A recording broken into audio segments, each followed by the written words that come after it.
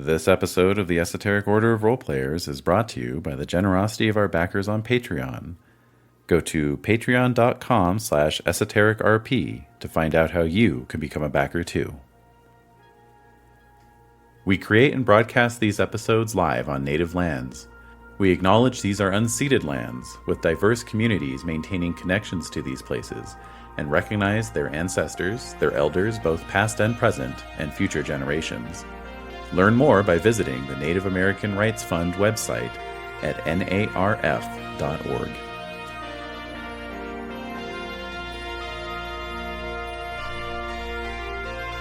Space, the final frontier. These are the voyages of me, David Larkins, and I'm going where I've never gone before.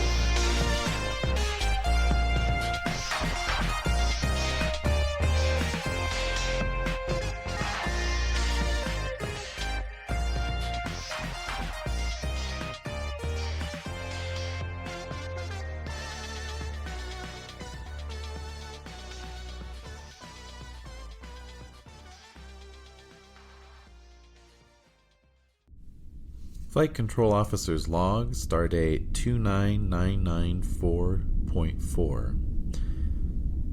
After a refit of Kyushu and some R&R on Deep Space 4, we are testing out a new navigational system in the far reaches beyond. The task has thus far proven irksome. Alright, and welcome to the second mission of Captain's Log. I'm calling this one A Funny Thing Happened on the Way to Omega 10. As teased at the end of last episode, I rolled up a new mission and got, another kind of space opera banger, I guess you could say.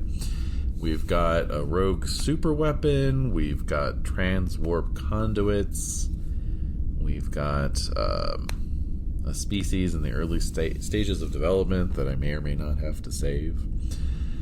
I definitely want next mission to be just something chill, like maybe a holodeck adventure or some planet-side shenanigans, something.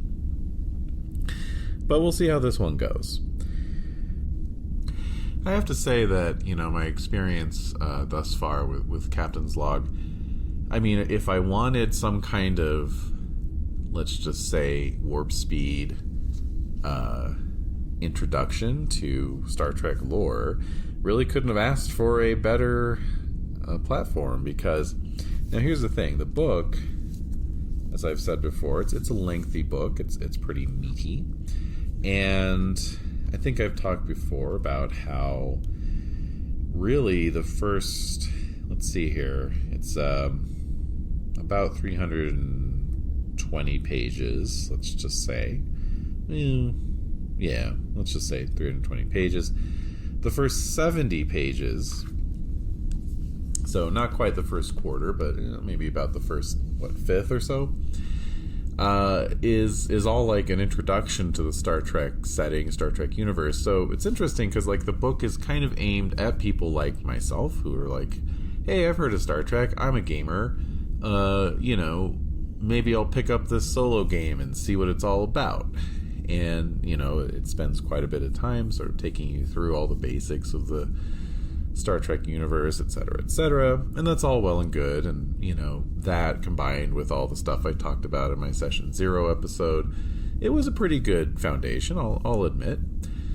But one thing I'm running into here, especially with these prompts that the book's throwing out, the book itself, I might add, not anything I'm bringing in, is the use of all these very, Trek specific concepts. So, last time, for the last mission, we had gravimetric distortion, right? And I talked a bit about how I went down a whole rabbit hole with that, and I read about omega molecules and, gravimetric shear and all this kind of stuff, And so for this one, as I was prepping to record this episode, frankly, this is much like how for Session 0 I had to record two sessions and, you know, trash the first one and start fresh with the second one because it produced a character that I didn't really feel was well suited for a solo game. Although in retrospect, I think maybe a Bajoran freedom fighter might have actually worked pretty good. But anyway, rather than all these space opera shenanigans, because what happened here is I didn't record, you know, an episode that I had to trash, thankfully.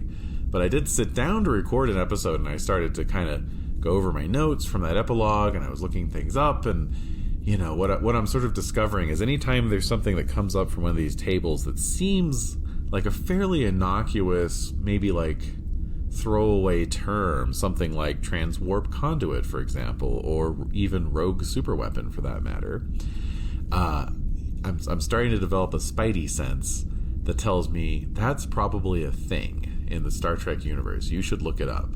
And I do, and then I end up doing all this reading and research, which, again, I'm not really complaining about, because it's definitely teaching me a lot about the Star Trek setting. But it is interesting to me because I feel like the book is kind of luring you in a little bit. It's kind of saying like, hey, it's okay if you're new to this setting. It's fine. We'll tell you about it. Aha, transwarp corridor. Bah, you know, gotcha. So, so I now know what transwarp corridors are, in addition to gravimetric distortions and shears and so forth. And then, yeah, thanks to looking up rogue superweapon, I actually sat down earlier this evening and watched the original series episode, The Doomsday Machine, which, you know, somehow I missed out on when I was kind of doing my curated watch list the first time around. And quite good, that one, as its reputation would indicate. So we won't be dealing with anything quite on that level. We won't be dealing with a giant, I don't know, robotic space worm that devours planets. But yeah, we're definitely going to talk about, or we're going to get into some invincible foes here, I think. So, because I've given this a lot of thought. So I did a lot of like reading, thinking, note taking. I also, you know, took the time to roll up the details for the inhabited planet that I rolled as one of the kind of instigating encounters. And I'll go over all this just as a refresher here in a moment. But yeah, I went through and I rolled up all those details on not just the system this time, but also the sector that the system is in. So yeah, I mean, I definitely got into it. I think if you're thinking of playing Captain's Log, just know that that's going to be a big part of the experience. Is like kind of a lot of kind of background work, a lot of behind the scenes stuff. I think even if you're a Trekkie, there's probably going to be things where you're going to find yourself looking things up just to refresh your memory at the very least. Plus, just, you know, the sort of activity of like rolling up random star systems, which, I mean, let's be honest, if you're playing a sci-fi game of any stripe, that's kind of half the fun, right? Generating random systems and so forth. So again, this is not really a criticism, it's just an observation. I guess my main thing is it was a little surprising to me. I guess I just wasn't expecting to be doing quite so much prep work for a solo game. But yeah, I guess I'm effectively my own GM, so, you know, part of the GM life is prep work. Doesn't matter if it's for a group or just for a solo excursion, you know. So yeah. Well, that all being said, we did our opening officer's log, and indeed, this episode is going to, or this mission rather, is going to kick off with a research and development mission type.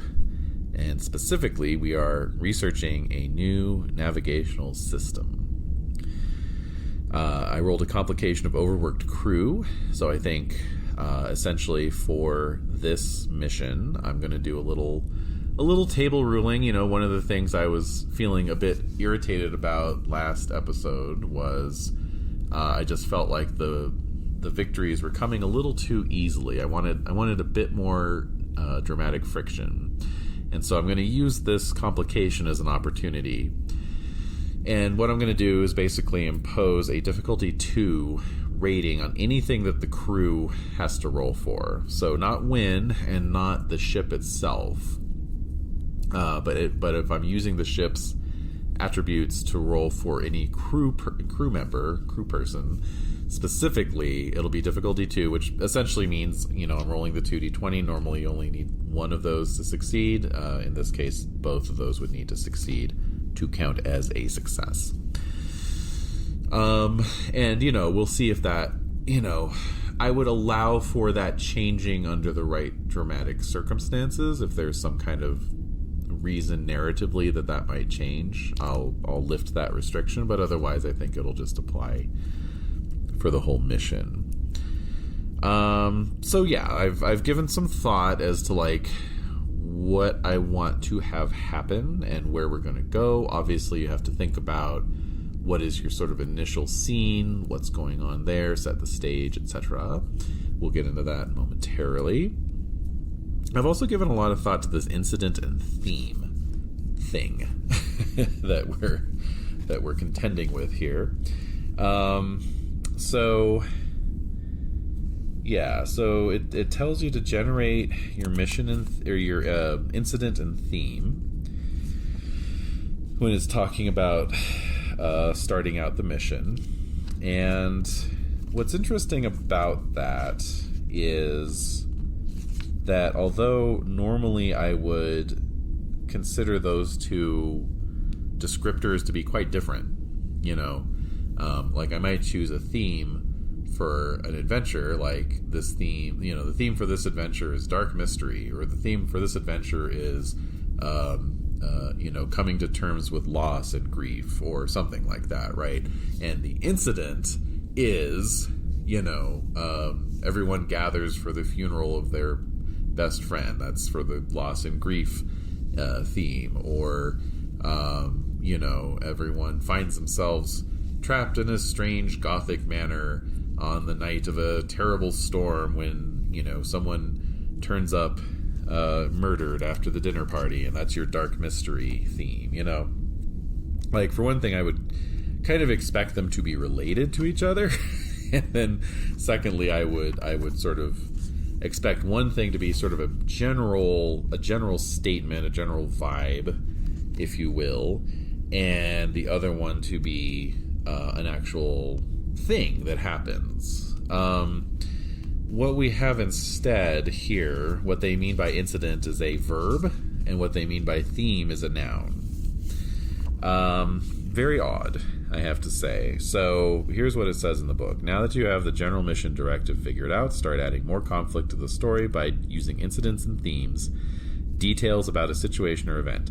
Generate conflicts with these verb-noun prompts, or create your own matrices to add more variety. Inciting incidents are unexpected events that set your captain on their journey that will occupy them throughout the adventure. Typically, this incident will upset the balance of the captain's world or threaten the accomplishment of their main mission directives. This is called an incident theme. An incident theme in Captain's Log. Get creative with how you interpret these results. See page 181 for more on inciting incidents. If you make a roll, the verb noun prompt does not make sense to you, roll again. I mean, fair enough.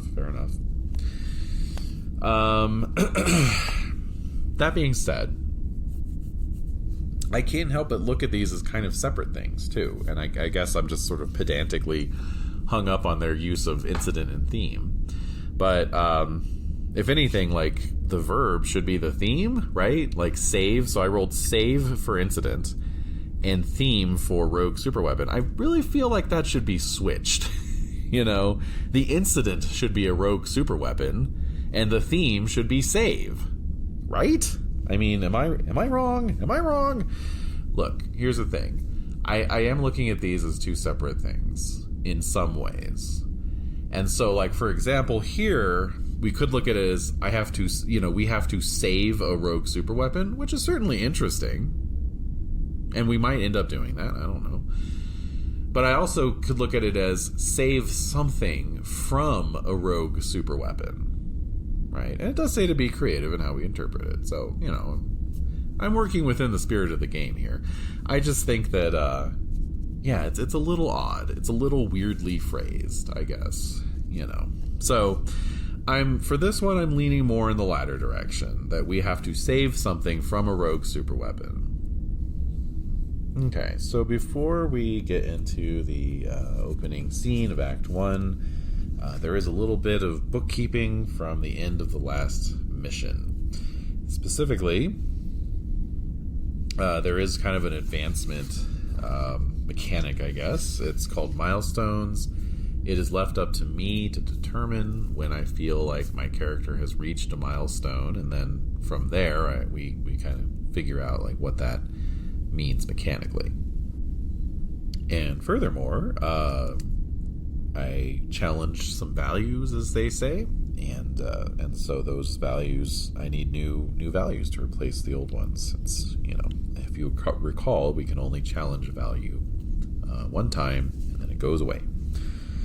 So, okay.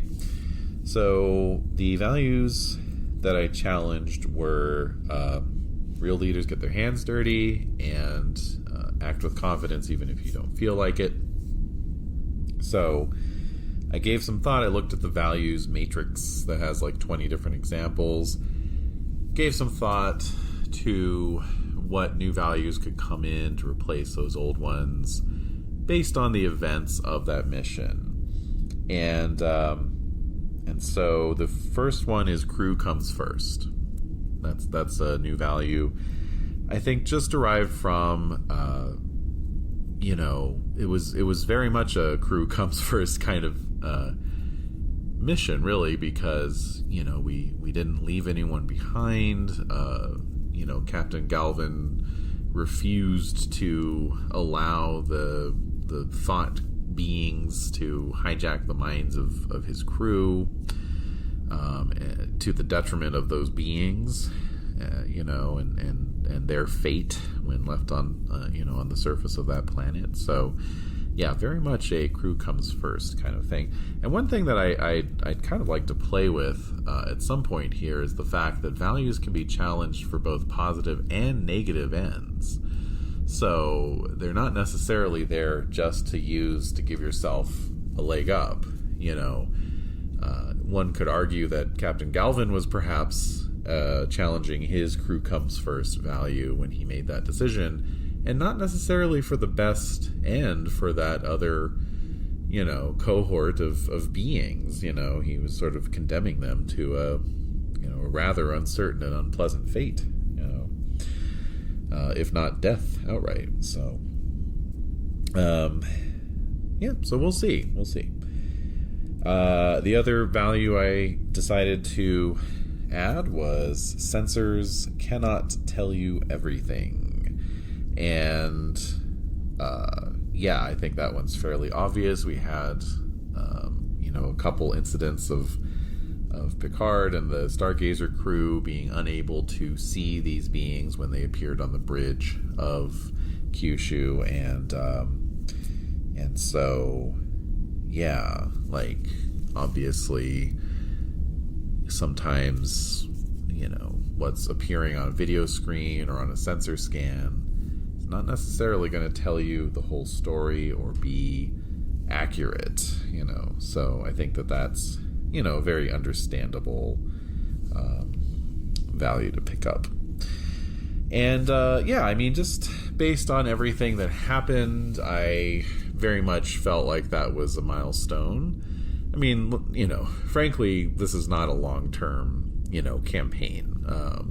I think I'm probably aiming for 3 missions here before hanging it up for the time being. Maybe coming back to it, maybe taking it over to our Patreon for, occasional extra episodes, bonus missions, I guess, So I'm just going to go ahead and give Wyn a milestone at the end of every mission. I don't think there's any reason to delay that or futz around on that. Unless it's like, I guess if a mission's like just an abject failure, I won't do a milestone. Maybe that's my maybe that's my rule of thumb, is, if the mission has more success than fails, then we'll go with a milestone. And if there are more fails than successes, then no milestone. So we did go with milestone this time. And so there's, you choose one from a list, and it could be like you can boost an attribute by a point, you can boost a discipline by a point, things of that nature. You can also swap out a focus, much like how you swap out disciplines. So I decided to go ahead and swap out the advanced holograms focus that I had rolled up during character creation, and replace it with the much more handy Helm Ops focus. So yeah, advanced holograms, I don't think really, as much as I want to do a holodeck adventure at some point, I don't think that's a hugely useful focus. So we shall see.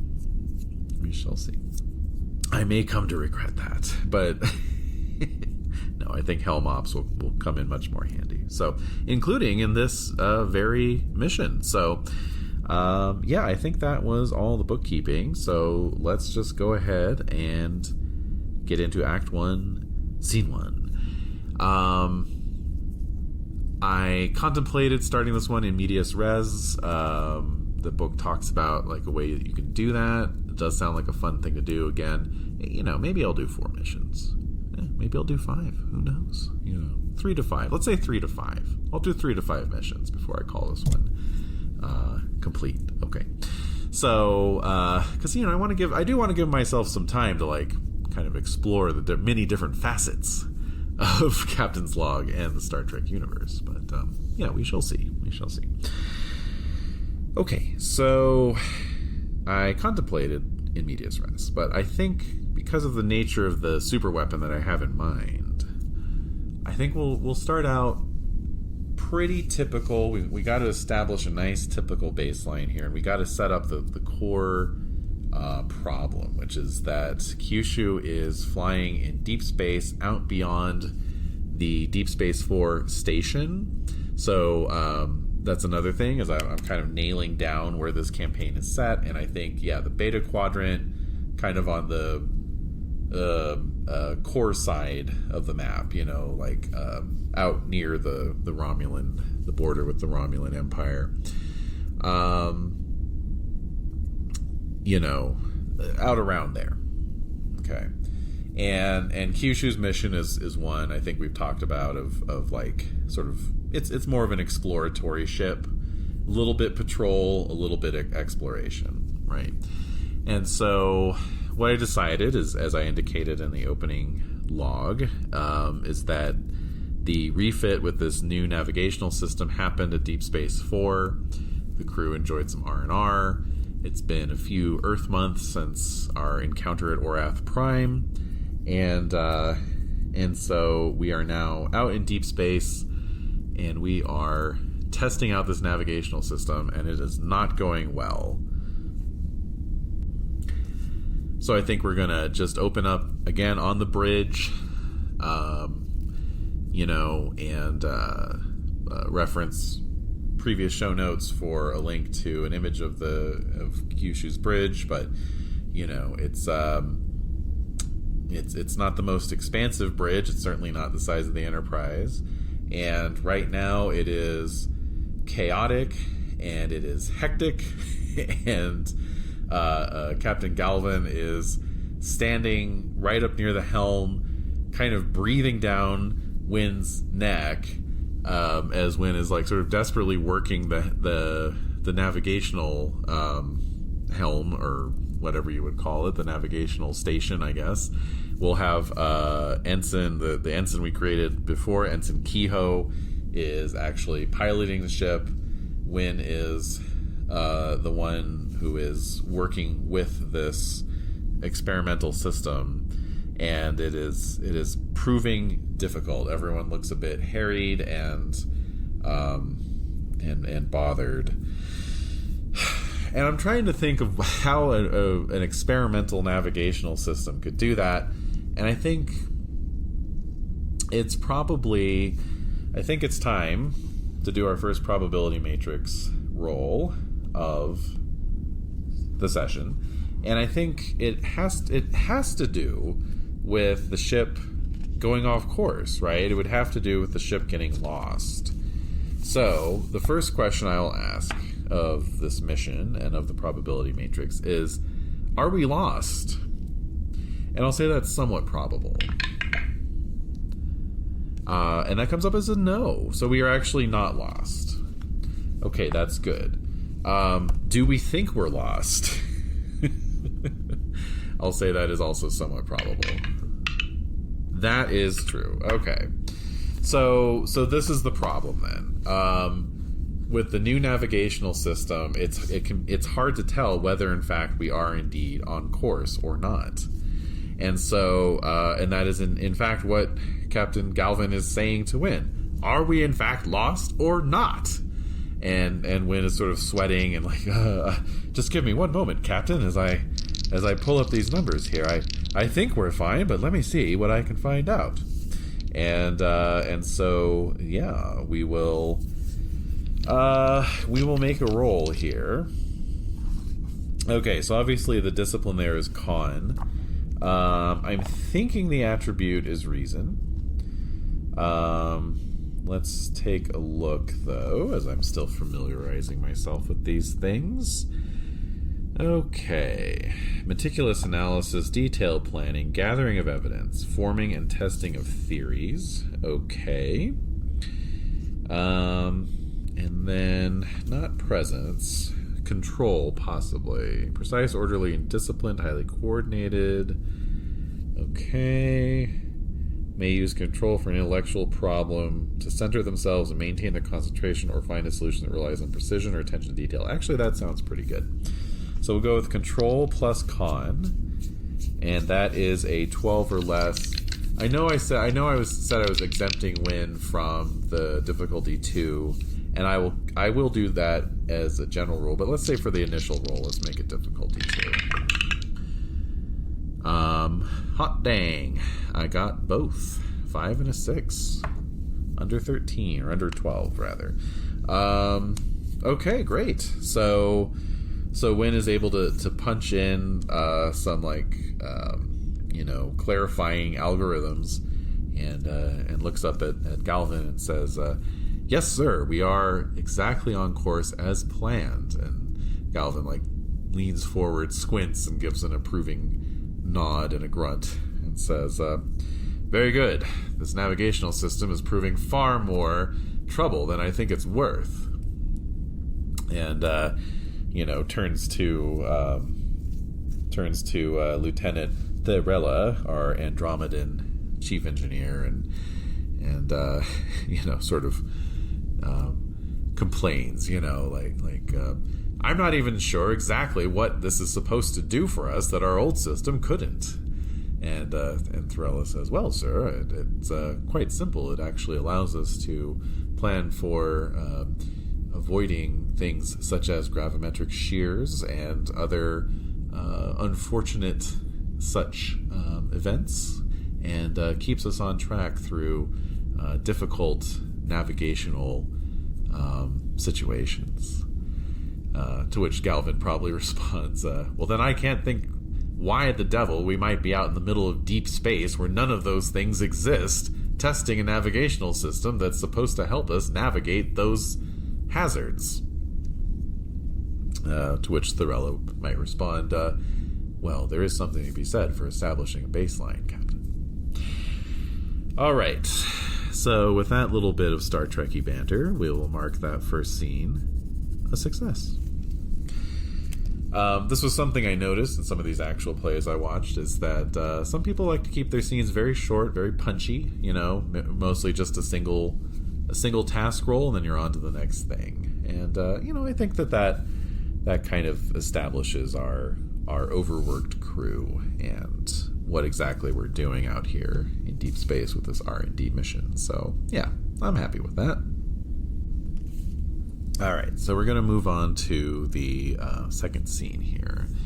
And here's where we're going to start bringing in these encounters and these complications that we rolled up. So Kyushu is making its way along its designated course through deep space. There's really not supposed to be anything out here. It's deep space.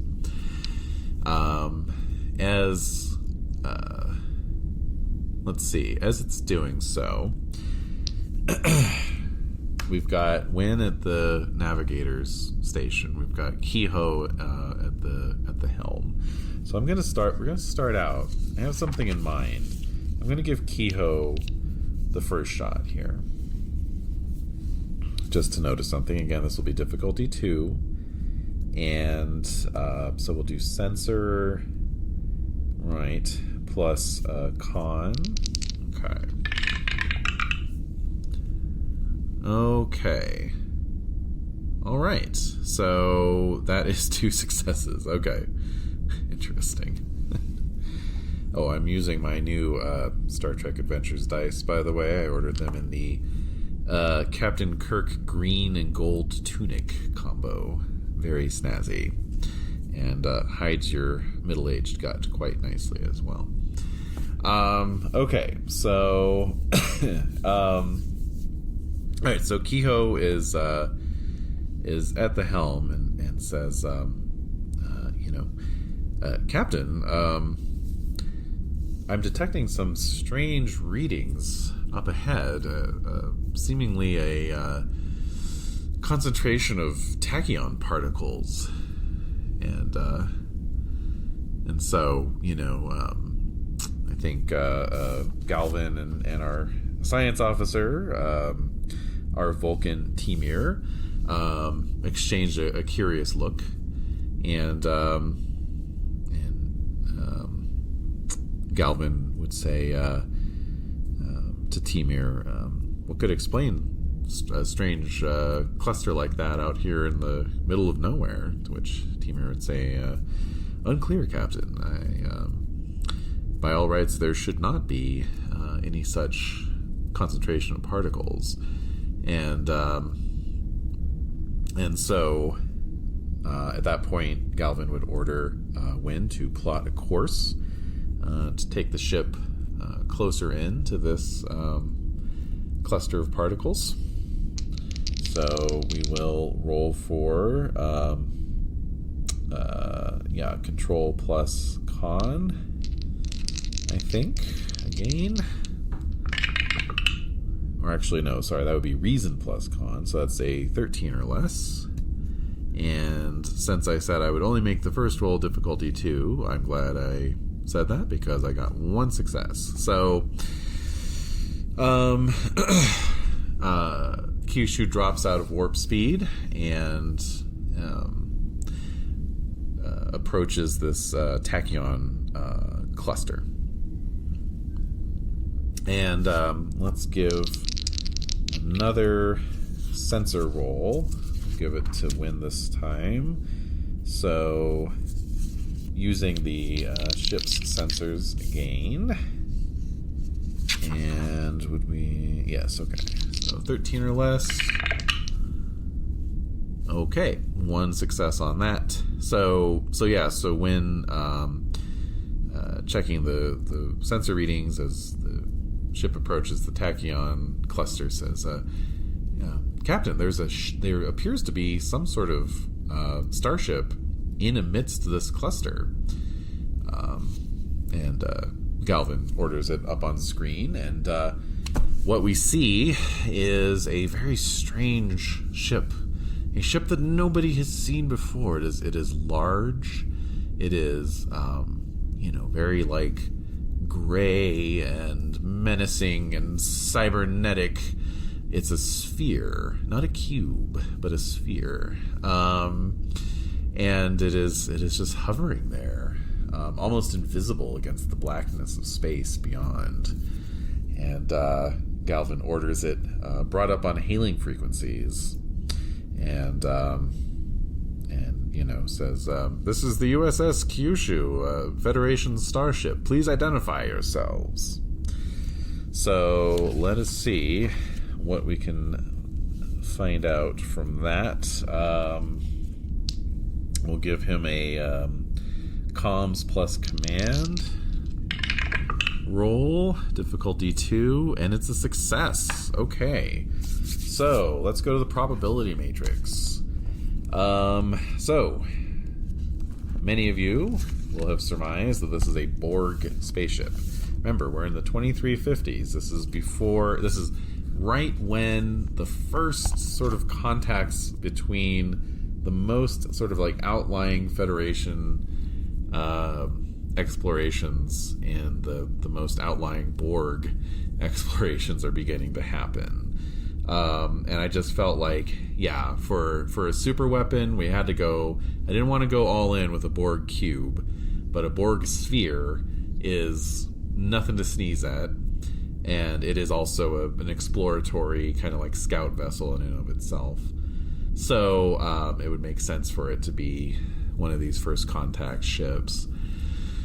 And also, since we know Kyushu's eventual fate is to be destroyed at the Battle of Wolf 359, I just like that narrative resonance of it being also one of the first Federation starships to contact the Borg. So the question is, Galvin is,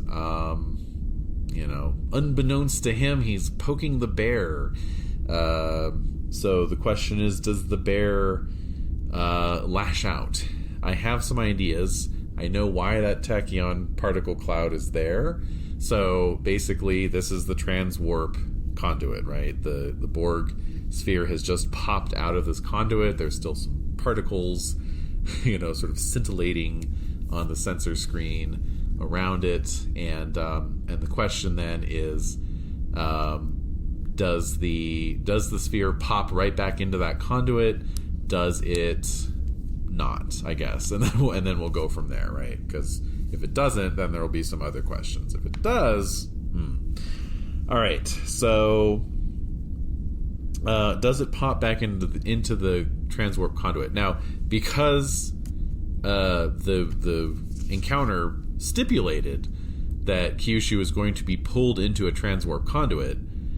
We have to kind of make that happen at some point. So it's really just a question of, is it going to happen now or a little later from now?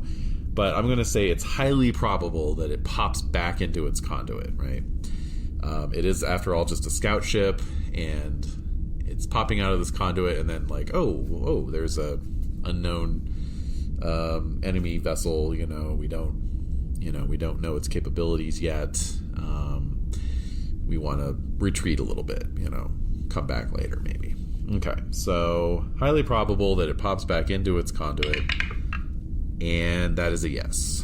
Okay, so Galvin, tries to hail the starship, says, please identify yourselves, and everyone watches in wonder as, right behind this, machine-like globe, this great sort of glowing gate kind of opens up, and the globe just like zoop goes into the gate. Okay, so does Galvin order pursuit? Let's call that. Let's see. He's a stoic commander. He's not your Kirk type. He's not reckless. So let's give it a 50-50 chance. Oh no, absolutely not. I rolled a 20 on that one. So he doesn't immediately order any kind of pursuit. Okay, that's fine. Interesting. Okay, so we will wrap up the scene there as the transwarp conduit gate closes, and Kerensky and Galvin exchange a look of alarm and surprise, and everyone is left feeling quite unsettled by this strange, an unknown ship using some kind of unknown space travel technology. What could it all mean?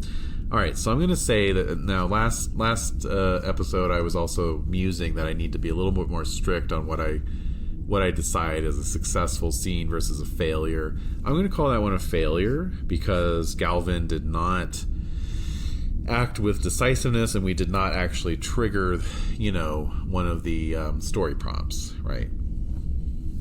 So let's move on to scene 3 then. Okay. So scene 3, we find Kyushu, and that would be like probably the commercial break, right? So as we come back from commercial, we find Kyushu still sort of like hovering in deep space. It is out of warp. It is stationary, and on the bridge we have our chief science officer, Lieutenant Commander Timir. Let's see. Still getting to know everyone's rank. Yes, Lieutenant Commander Timir. Running some scans of that spot in space where the ship disappeared.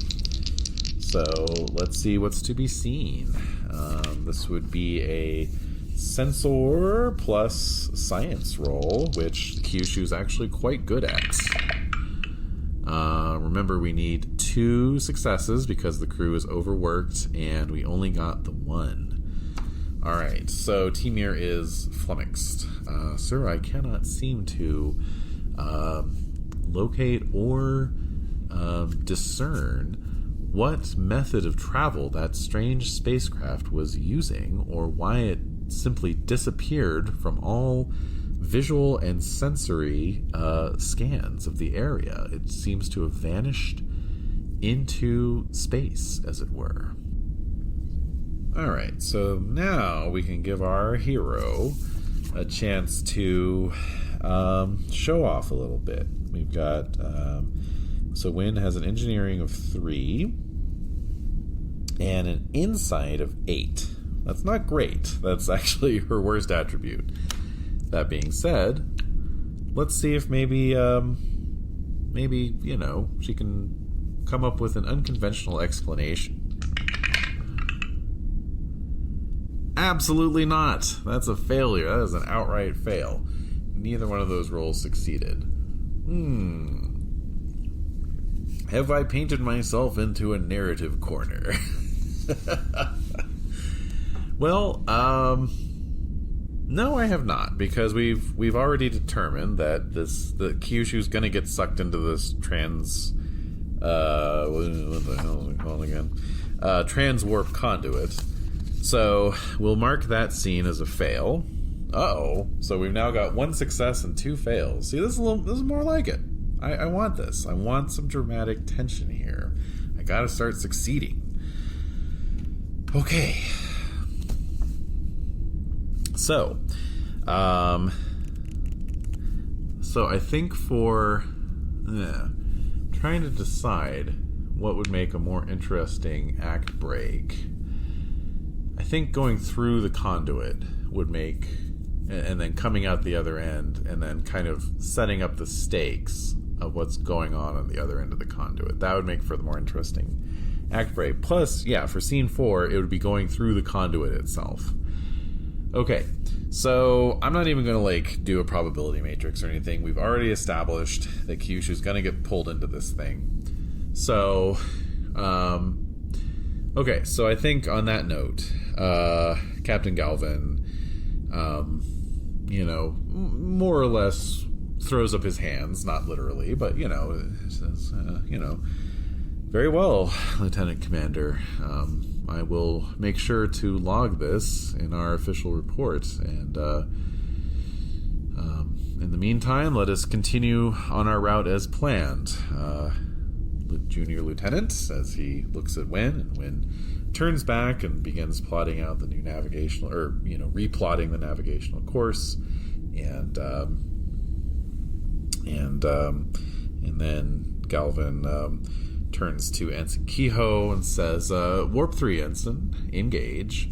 And no sooner has the Kyushu begun to power up to warp speed again than suddenly that gate reopens, and the ship lurches, and we get to do the Star Trek the Star Trek deck lurch thing, where everyone kind of goes, whoa, back and forth in their seats as Kyushu is suddenly pulled in by some kind of, strange transgravimetric force, and in it goes, zoop, right into this transwarp conduit. And so suddenly the ship is sort of spinning around, on the bridge, everything, lights are flashing, red alerts going on, all these, all the sensors have been triggered, all the warnings have been triggered, engineering is freaking the fuck out, no one knows what's going on, and outside there's like this strange sort of black, cloudy corridor zipping past all around the ship, as it's kind of spinning around, and so we're gonna have to try and get control of the ship. Now, one thing I didn't do is I didn't go and watch any of the episodes that came up from TNG or Deep Space Nine or these other ones that dealt with these transwarp conduits. So, I'm just sort of riffing here. I'm just going off of what I read on Memory Alpha. But my understanding is, so the Borg, for those who don't know, the transwarp conduits are basically these sort of, as their name implies, they exist. They're like these tunnels, these conduits that exist sort of outside of space-time that actually go faster than warp speed. So it's kind of like an express line, or it's like those lovely little people movers at large airports, where you can hop on the people mover and start power walking, and suddenly it feels like you're, speeding along, 10 times faster than those schlubs, walking along the middle aisle. Kind of like that, and the Borg have this whole like web of these conduits that go into all four quadrants of this part of the galaxy, and yeah, it's what allows them to kind of move around with great speed and respond to problems in any part of their territory, and press further out, press the boundaries of their conquests further and further out into space, and also just sort of seem to appear out of nowhere, as our strange Borg sphere did. And furthermore, they have developed technologies that allow them to traverse these corridors safely, because like you're moving at 20 times the speed of light, it's gonna mess with things. So for example, Borg craft have to have these like chronometer stabilizers on board so that the front part of the ship and the back part of the ship don't get out of sequence to each other. It's that intense. It's like you're messing with time. You're messing, it's like beyond the sort of warping effects of like speed of light travel or black holes or event horizons or any of that thing. It's kind of beyond that even, and then they have like special shielding and all this other kind of stuff. So I think the first thing to do is to give poor old Kyushu here a role here. Actually, you know what? This will be fun. Let's do it as a conflict. So Kyushu has a structure of 9 and a security of 1. And so let's play it like we would a star battle. Kyushu has a scale of 4, so that means it can take 4 hits before it gets knocked out. And so let's just set up the corridor the same way, and we'll see how much. Basically, once we've ticked off 4 boxes for the corridor, that means we'll have passed through. And then in the meantime, we'll just see what kind of damage Kyushu takes. I guess if I take 4 boxes, this might be the end of our captain's log. I don't know. We'll find out. Here we go. And it's not great. Kyushu's not a warship, This is a 10 or less here, folks. However, we don't need, it's not a difficulty 2, so that's the good thing. And right there, I rolled 2 successes. Whoo, boy. All right. So I'm just going to take that opportunity and immediately use it to do 2 points on the transwarp's track, I guess you could say. I won't say 2 points of damage, but okay. Whew. All right, next roll. Wow. Hey, these Captain Kirk dice are really paying off. So again, I rolled a 1 I think the last roll was a 1 and a 4, and this one was a 1 and a 5. Wow, okay, so Kyushu's going to come through unscathed. Thank goodness for that. Can we say the same of the crew? Let's see here. So what should we do? Let's say, let's give the crew a structure plus command roll. This will be difficulty 2. We're just going to make the 1 roll here. Structure plus command. Okay, so 2 successes, so I generate point of momentum there. And then for Wyn, let's do a fitness plus command, just to see how she comes through. Difficulty 1, and I got the 1 success, so that's fine. Okay, so I'm picturing it a little bit like which is that? Which Star Trek is that, where they kind of go to Plaid, the Star Trek movie?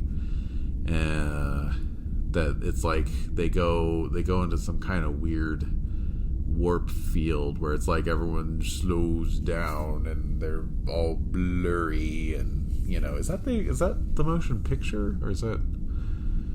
Yeah. Anyway, I'm kind of picturing something like that. Like everyone's just kind of looking at each other, and things are very out of sequence, and it's like when you're watching a video and the buffering gets off, and like so you're speaking but the sounds aren't matching the motions of your lips, but the words are still coming out, and Captain, I'm trying to gain control of the ship, and so forth. So let's give that one last roll.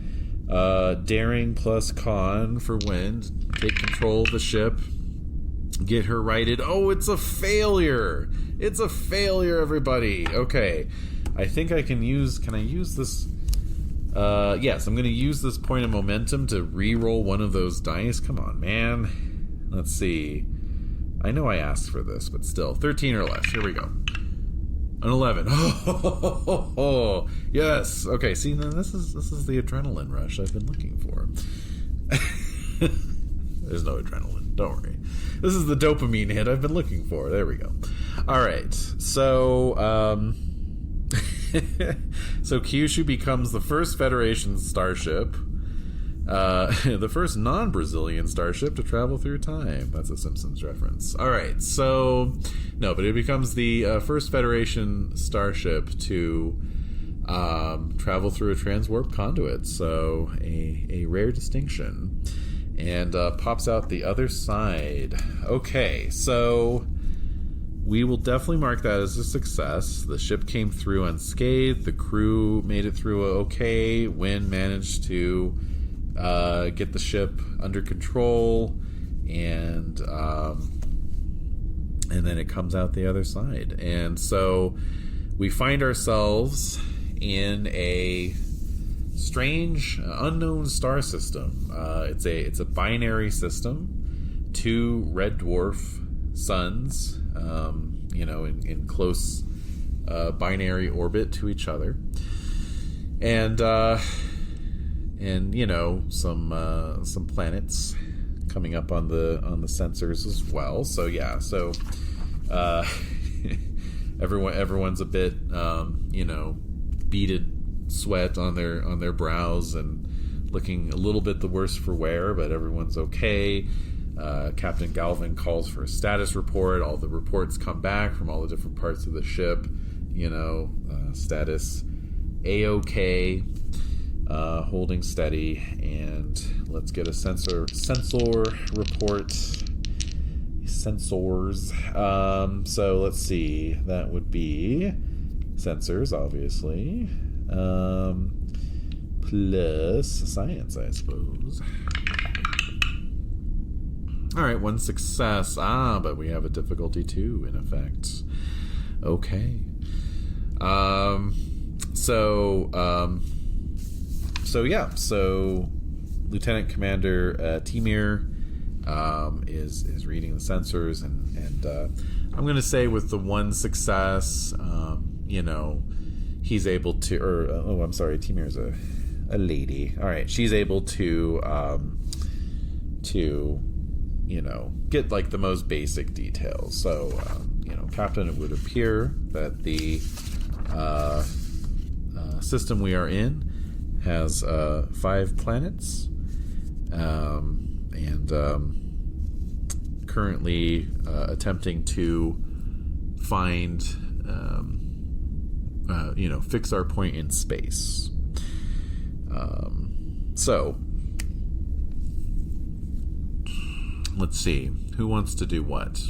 I think we'll have the ship. Oh, wait, actually, never mind. I said that the ship only had difficulty 1. It was the crew that had difficulty 2. So that was actually a ship roll, not a crew roll. So, very well. So, in addition to finding, determining if there's 5 planets in the system, Timir also determines that the 3rd planet from the sun shows life readings, right? And of course, from this distance, that's about as detailed as we can get. Okay, so let's give Wyn another roll here. Let's see. We're trying to spot the threat that's nearby. So, we are going with what was that again? Reason plus con, I believe. Okay. Yep, got 1 success on that. All right, so Wyn reports, and Captain, it appears that strange vessel is in orbit over that planet that Lieutenant Commander Timir just mentioned. And so with that, we bring up on screen once again this menacing sphere, this menacing globe. There is a single moon orbiting this planet, but this this little mini Death Star is now a 2nd satellite in orbit, and so I think that would be the act break for sure. And so we managed to scrape some successes there. Okay, so yes, let us looking at the time, let's press on a little bit. Let's see, we'll do a few scenes at least in Act 2. Maybe we'll go through all of Act 2. I don't know, we'll see. All right, so right, here's what we got to do. We've now brought in that inhabited planet. And so what we have on this planet is we have a species in early stages of development. Now, I went ahead and I rolled up all the details on this damn species and this damn planet. And I don't think any of it's going to figure in. I don't know, though. Maybe it is. Oh, actually, you know what? See, I spoke too soon, because something's beginning to occur to me. So, okay, so this Borg sphere is in this system, and obviously they want to assimilate this species that lives on this planet. Now, we rolled up that they are from a species in early stages of development. So this is, on the face of it, normally would be a prime directive situation, right? We don't want to mess with the species on this planet. We're just going to leave them be. We're not here to cause any trouble. However, the Borg, obviously, are the direct opposite of the prime directive. They're very much here to mess with this species. And so that's where the whole save part came in. So, like I was saying, it's like we're not here to save the rogue weapon. We're here to save this species from the rogue weapon. That is how I am choosing to go with that. That's how I'm choosing to interpret it. Okay. So I gotta write. I'm gonna pause the recording here really quick, and I'm gonna write a second act supplemental log. One moment, please.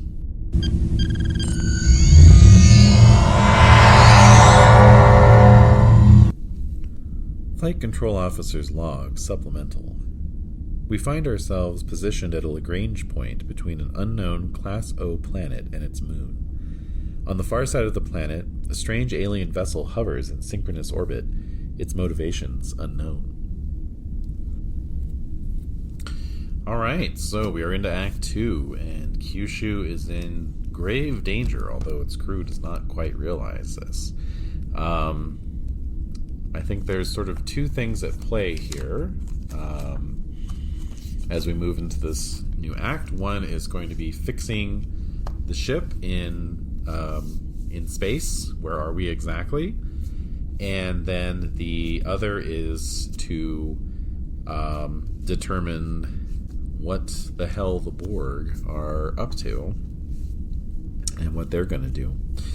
So for the first scene, let's go ahead with, we're still on the bridge, and we're going to have Galvin and his bridge crew attempting to find out where the hell they are. Okay, so first thing to ask the probability matrix is, are we still in the beta quadrant? And I'm going to say that's improbable. And no, we are not. Okay, so let's find out. I think we're gonna do a ship roll here, and the more successes I get, the closer to home we will be. So, like 2 failures, for example, will be very far away. If I roll a threat, that'll be very, very far away. And conversely, the other way around. All right, so we are rolling, let's see, I guess computers, plus, not necessarily sensor, right? Well, they're the same value, so I guess it doesn't matter. And engineering, would that be it? Or con? Actually, con is for navigation. That's right. So computers plus con rather, 13 or less. What did I just roll? I rolled 1 success. Whew. Okay. So we will say that we are in the Delta Quadrant, but not too far, but still quite a ways into the Delta Quadrant. Far too far away to get back under, even via warp power it would take, we get the classic Trek moment of the Vulcan science officer arching an eyebrow and saying, "Captain, even at warp 9.9, it would take us 57 Earth years to return to our point of departure." Dun dun dun. Okay, so that was scene 1. Okay. All right, scene 2 is we're going to find out. We're going to start our little cat and mouse game here. So, as I mentioned in my supplemental log, I'm picturing that Kyushu has established itself at a Lagrange point, which is a sort of gravitationally neutral point between 2 bodies in space, where you effectively are remaining stationary in relation to the 2 bodies.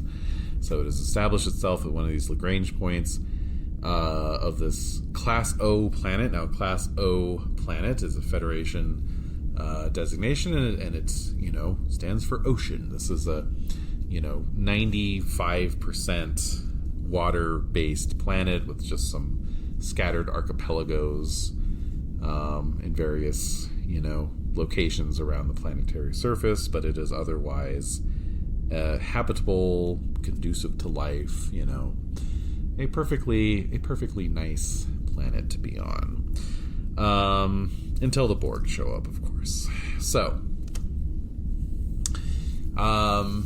but yes, we're going to have a little cat and mouse game here, as the Borg sphere is on the other side, but it is in synchronous orbit, so meaning it's sort of, its orbit matches one point below it, so it's sort of moving at the same speed as the rotation of the planet, so it stays in that relatively fixed position to the planet itself.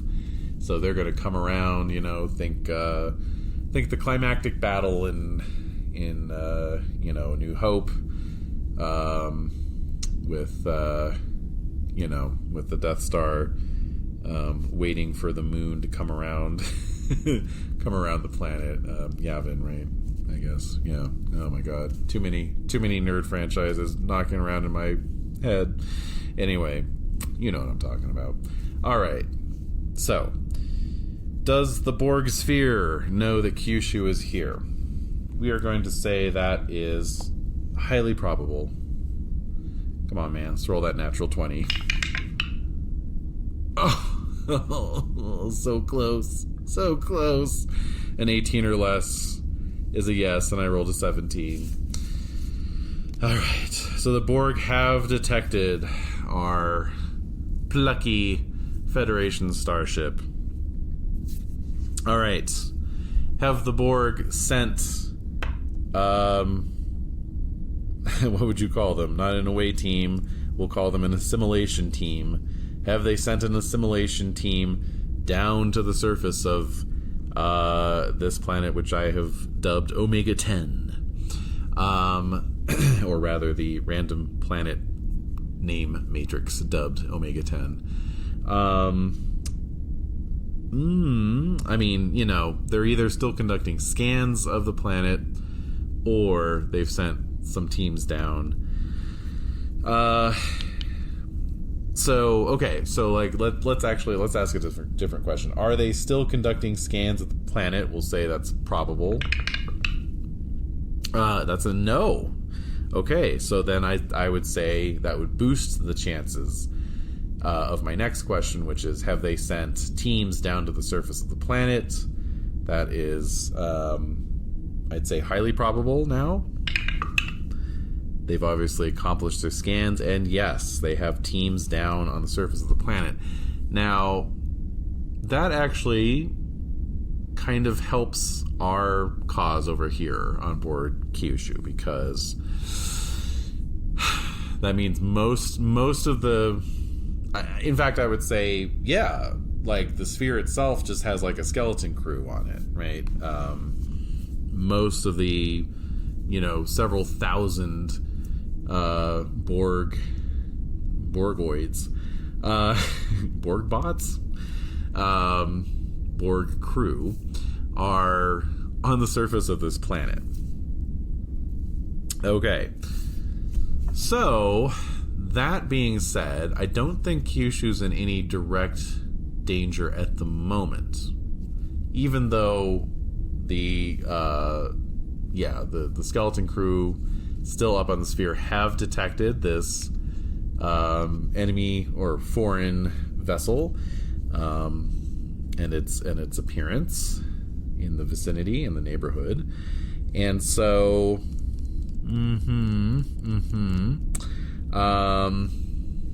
they're probably okay. Here we go. Next probability matrix. They have alerted, just by nature of being Borg. They, the away team, the assimilation team down on the surface now knows this too. Do they feel that it's important enough to begin transporting back onto the sphere, or are they going to continue conducting operations planet-side and not worry about this other little, gnat that has sort of shown up to buzz around and be annoying? I'm going to put that on a 50-50, because I honestly don't know. Partly just because I don't know enough about the Borg, and also just because, I don't know. It's an interesting question. All right, so the answer is no. So they're not going to worry about Kyushu unless Kyushu makes, an issue out of it, right? For them, it's like, we're here to do this. We're gonna, we're gonna make an attempt to assimilate the species on this planet first, and then we'll see about the starship. Okay, fine. An interesting choice, although very much in keeping, right? In keeping with the Borg's kind of like, if we don't think you're a threat, we're just going to pretend you don't exist kind of mentality, right? So that's cool. I like that. That feels right. That feels appropriate. Okay, so the ball is in our court then. All right. So, what does Captain Galvin want to do? I think he would order a scan on the Borg sphere, right? That seems obvious. So we can use the ship again for that. And sensor 10. And see, I'm just I don't know exactly whether or not, like, if we're doing a scan of a ship, are we doing engineering? Are we using one of these other ones? So let's see here. Ship traits and talents. Yes. Let's not forget that the door chimes on Kyushu are an octave lower than normal. I don't even know, like, how you would represent that even in a group game. It's like, is that an octave lower? I don't know. It's about that, I guess.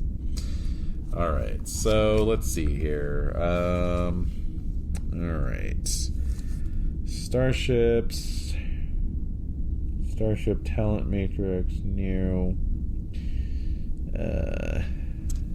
Okay, starships can cause complications and generate advantages. That's interesting. The index in this book, I have to say, is very interesting. It's in the tiniest font imaginable because there's just like 1,000,001 entries. Okay, so you will sometimes use your ship to make task rolls. In this case, the ship might generate momentum.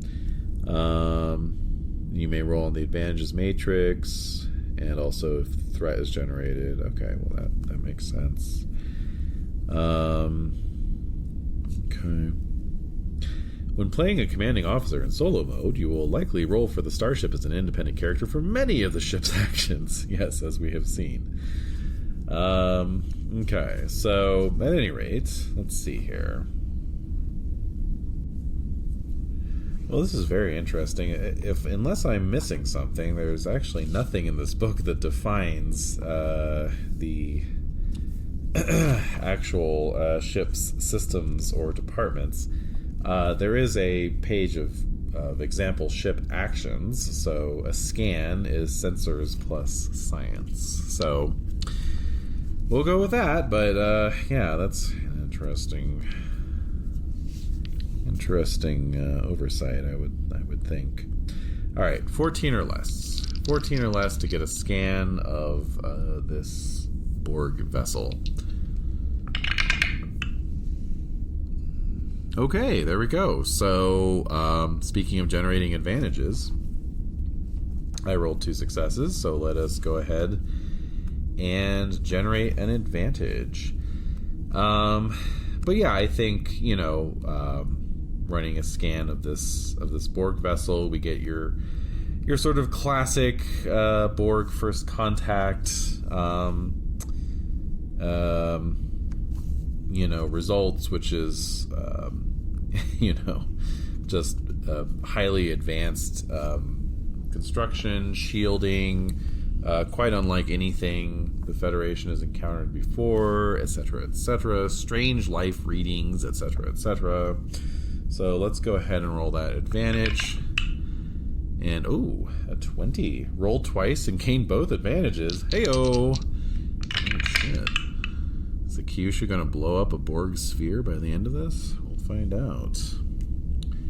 Okay. 18. Critical evidence. Ha! Ha! Yes! Either by discovering information about a mystery or a recovered data drive or fossilized remains, giving a clue about an impending environmental disaster, the crew discover information critical to the success of the mission. Ha! Excellent. Now, the other one is very odd. I rolled a 1. A chance encounter. An old ally appears in your hour of need, or a specialist is delivered by a shuttlecraft whose expertise is needed for the mission. That one's really cool. However, we're in the Delta Quadrant. I don't think that's going to happen.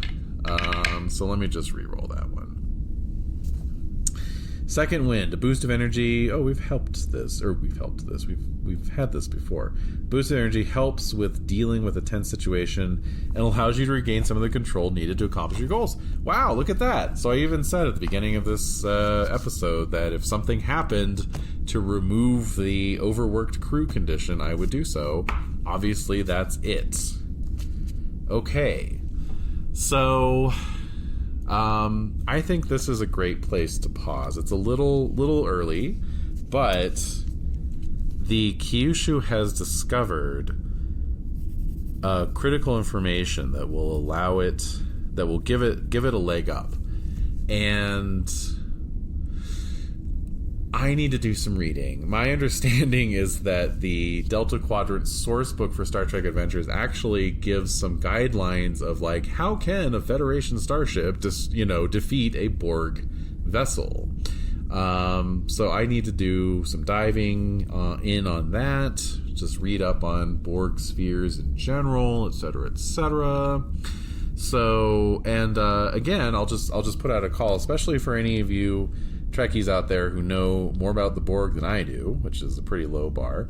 If you have any cool or creative ideas on how Kyushu can maybe discover some kind of advantage or weakness or something else that will allow it to at least neutralize this Borg sphere, hop on our Discord or leave a comment on this post and shoot me your ideas.